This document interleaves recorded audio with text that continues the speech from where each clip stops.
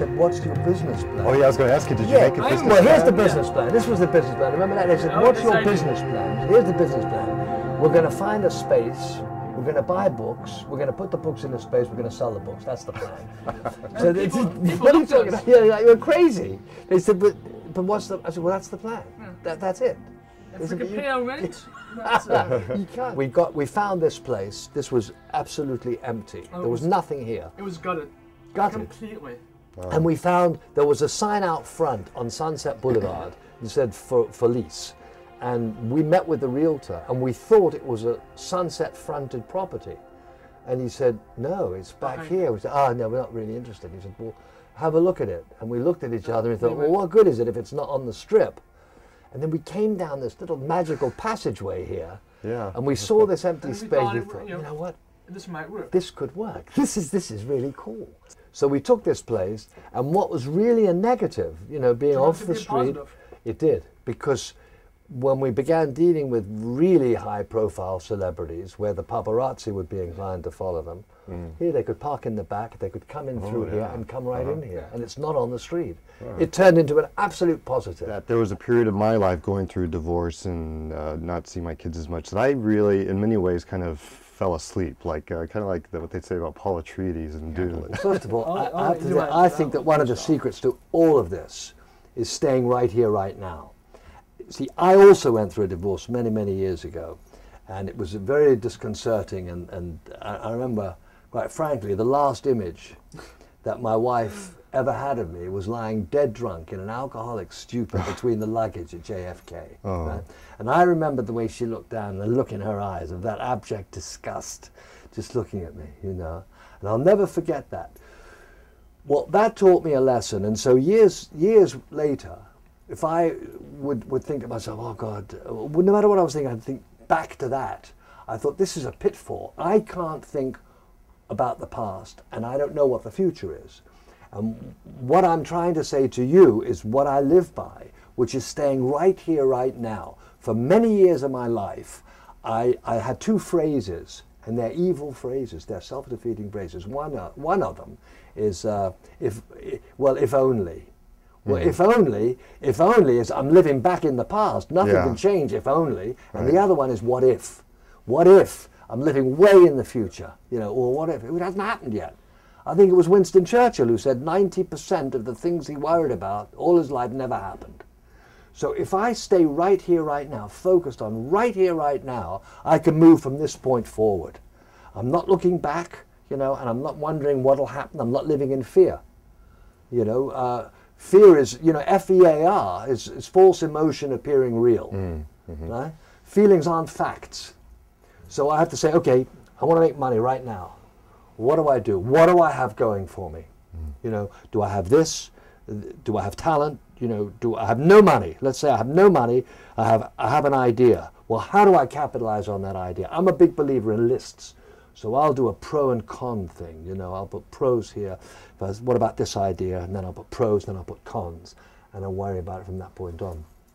But it's a disconcerting thing to say, yeah, I'm in the red, I have no money, what do I start? Well, in your position, you have a dream, you have a goal. You have a passion. You have a passion. That's the word, really, isn't it? It's a passion.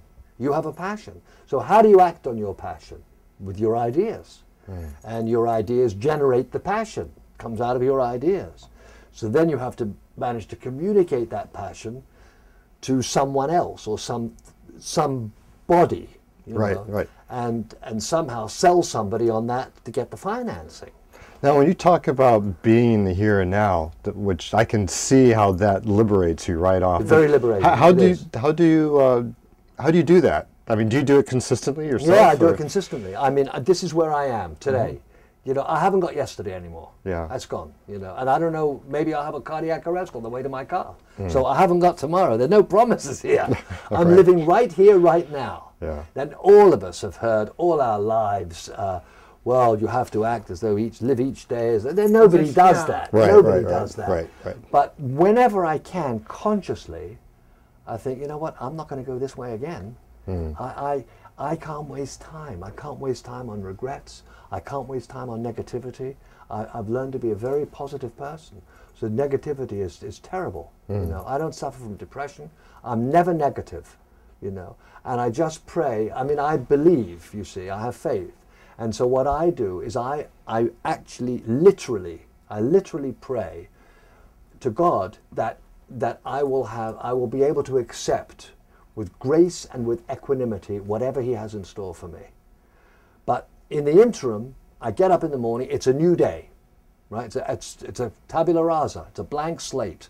So it can be whatever I make of it. Mm-hmm. So I may as well start the day off with enthusiasm. I do anyway. I'm so grateful for all of this. I rush to get to the shop. I go work out at the gym, and then I go home. You get an extra half hour sleep or something, and you immediately. But how did you get from where you're at now, from like being in a drunken stupor in JFK? Faith, really absolute faith. You know, faith.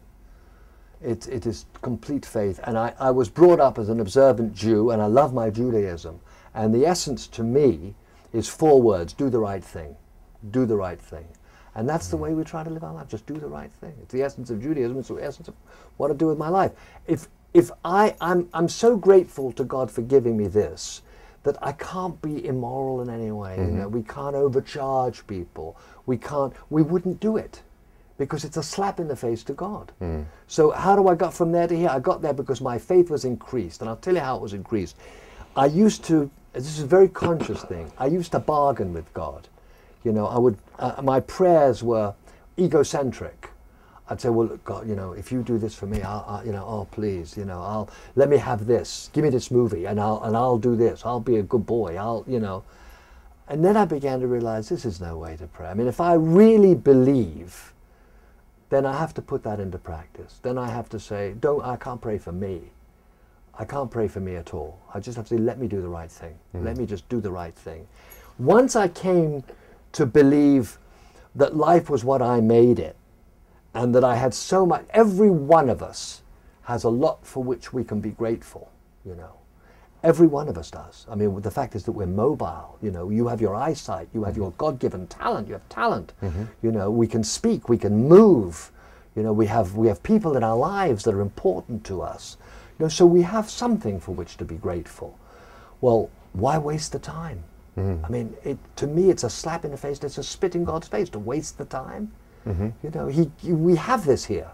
You know, and even if you don't believe that I believe, you know, and I do, and it's all a gift. None of this is what I deserve. I don't believe I deserve any of this, quite honestly. I don't really, you know. But I'd like to think that I can make whatever time I have left fruitful and positive, and that I can help the people I love, and that I can help strangers. This is a service business. You know, we've discussed this in great detail, that people come in here, we can be of service to them. You know? And that's great, to be able to come out of ourselves. The more I think about other people, the less I think about me. So my problem, with all of my faults and shortcomings and character flaws, is I have to stay out of my own way. If I stay out of my own way, I'm not thinking about me, I'm thinking about other people, you know. And when I begin thinking about me, that's when I get into trouble. Because I don't want to be self-centered anymore. I was self-centered in the movie business all my life. Yeah, well, it kind of nurtures that, doesn't it? Yeah, it does, it does. I don't want that anymore. Right. Yeah, I really don't want it anymore. I don't want to, I was whoever you wanted me to be. You know, I was a phony, you know, whatever. That's no way to live a life. It's no way to live, you know. And it's no way to be successful within oneself. I mean, you look, there are people who are not, you know, who are not satisfied with $100,000, with $1 million. They want more, you know, more.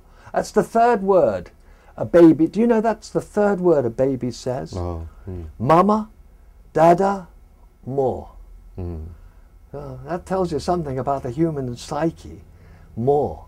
Well, neither of us really are motivated to want more. You know, as long as we can keep it all positive. You know, so I think what happened to me was once I changed the arena, you know, from that stage to this, all of our thinking, your thinking was always pretty good, but mine changed, and it became much more positive. Well, instead of looking at all the negativity in my life and the phoniness, I began saying, boy, this is all bright. So it was a choice, like flipping on a switch. It was really a choice. I think it's all a choice. You can choose to be miserable, you can choose to be happy, and I choose to be happy.